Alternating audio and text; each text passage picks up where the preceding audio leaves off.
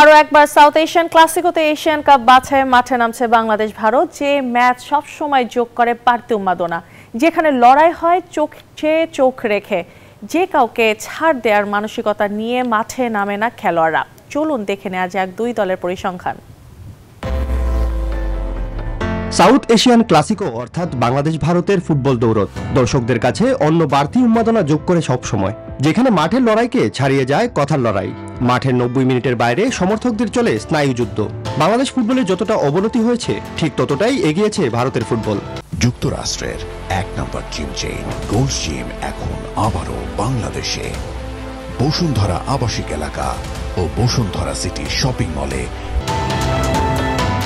একসময় চোখে চোখ রেখে লড়াই করেছে বাংলাদেশ, কিন্তু মাঝের কিছু বছর ফুটবলের দুর্দিনে পিছিয়ে গেলেও আবার ঘুরে দাঁড়িয়েছে হামজা সমিতদের আগমনে। তবে পরিসংখ্যান কথা বলছে ভারতের পক্ষে। দু দলের 32 বারের দেখায় বাংলাদেশের 2 জয়ের বিপরীতে হেরেছে 14 ম্যাচে, বাকি 16 ম্যাচ হয়েছে ড্র। তবে পরিসংখ্যান দিয়ে হয়তো বাংলাদেশের বর্তমান পারফরমেন্স বোঝা যাবে না। শেষ মুহূর্তে গোল খাওয়ার অভ্যাস বারবার ডুবাচ্ছে বাংলাদেশকে, যার ফলে পরিসংখ্যানেও পিছিয়ে যাচ্ছে লাল সবুজের প্রতিনিধিরা। ভারতের বিপক্ষে জয় তুলে নিয়ে বছর শেষ করতে চায় জামাল ভুঁইয়ার দল। Sports desk, news 24।